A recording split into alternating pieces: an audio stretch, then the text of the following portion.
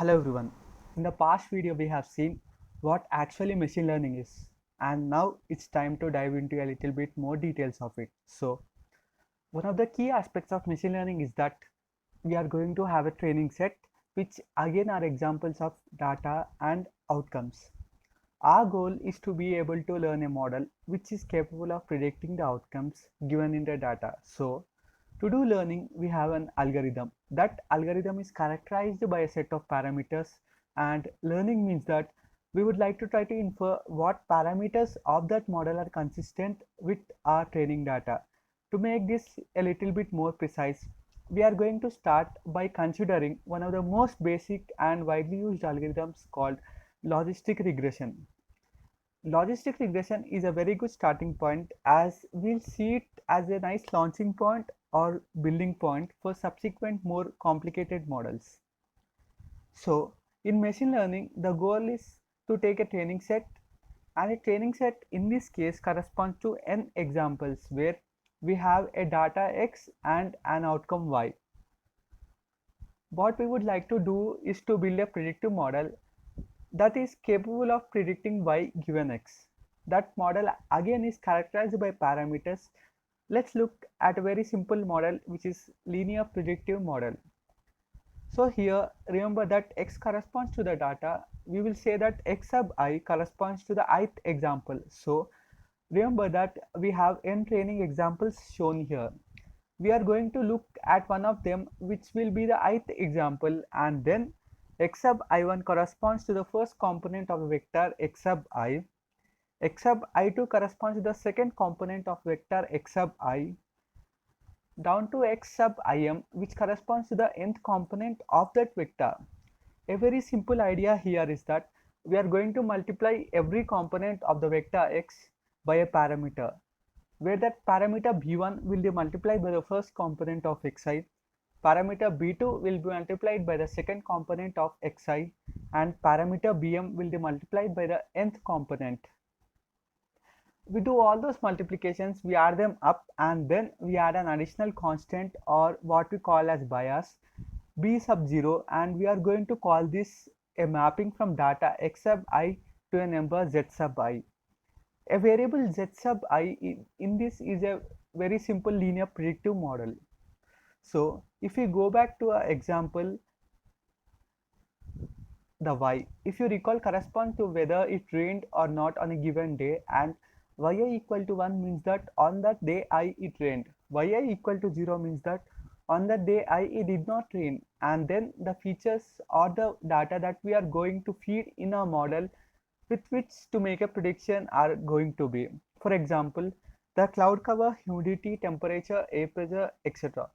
So therefore what we are doing in this model is we are taking the values for cloud cover, humidity, temperature, air pressure, multiplying them by corresponding parameters b1, b2, b3, b4, etc. We are doing those multiplications, adding them all up, and then we constitute a variable z1 for the first example, z2 for the second example.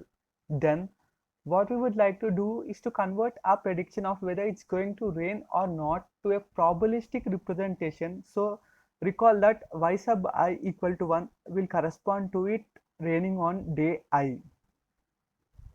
So whenever we observe that, for example, cloud cover, humidity, temperature, air pressure, etc., and we want to make a prediction, it oftentimes better to not absolutely say whether it will rain or not on a given day, but rather to assign a probability to say that with 70% confidence. For example, it's going to rain on a given day, and so the way that we do this is by something called logistic function, which is represented by the symbol sigma, and it's drawn here. So the idea is that we take the variable zi, which is manifested as a multiplication of components of the data x with corresponding parameters b1, b2 through bm. We calculate z, we then feed it into this function, and then out comes a number between 0 and 1. So the key thing to notice about this function sigma, which is also called a sigmoid function, is that it always lives between 0 and 1. So when zi is large positive, for example say around 5 or 6, then zi is around 5 or 6 means sigmoid function then converts it into a number which is close to 1, which would mean that we have high confidence that based upon the value of zi it's going to rain on that day. If zi is small, say -2, -3, -4, then the output of the sigmoid function is rather small, close to 0, which means that based upon that data, we say that there is a low probability that it will rain on a given day. So this sigmoid function is a way for us to convert predictions about the outcome on a given day into a probabilistic perspective. So as was said, as if z is large, we have a high probability of outcome 1. If z is negative, we have a high probability of outcome y equal to 0. So this is again called logistic regression.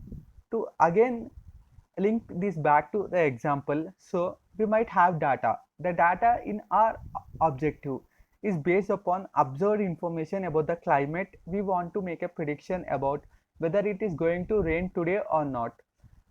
We are looking at, for example, cloud cover, humidity. We multiply those by corresponding parameter values b1, b2, etc. Those parameters b1, b2, b3 tell us how important those variables are to prediction, and then finally the z is sent into the sigmoid function. This model, which is a very simple model, just a linear combination of multiplying the observed data variables by associated parameters, just summing them up, mapping that to the variable zi, and then running through the sigmoid function. This is a very classic model and is called logistic regression. So this really encapsulates what machine learning is all about. So at the top center, what machine learning, the heart of the machine learning is, we have an algorithmic model which is parametric model that is characterized in terms of a set of parameters which we would like to learn. The way we do the learning, we have a set of data, and for that data we have observations x and we have the outcomes y. We would like to learn the parameters of a model such that the predictions of the model are consistent with the training data. So what we mean by learning is to infer the parameters b0 through bm, which provides outputs of providing mapping from x to y that is consistent with the data. So this concept of logistic regression is one of the most simplest concepts from the standing point of a model that one can look at. Although it's very widely used and it's a quite effective model, it captures really the heart and in some sense the simplest way of what machine learning is all about. Thank you.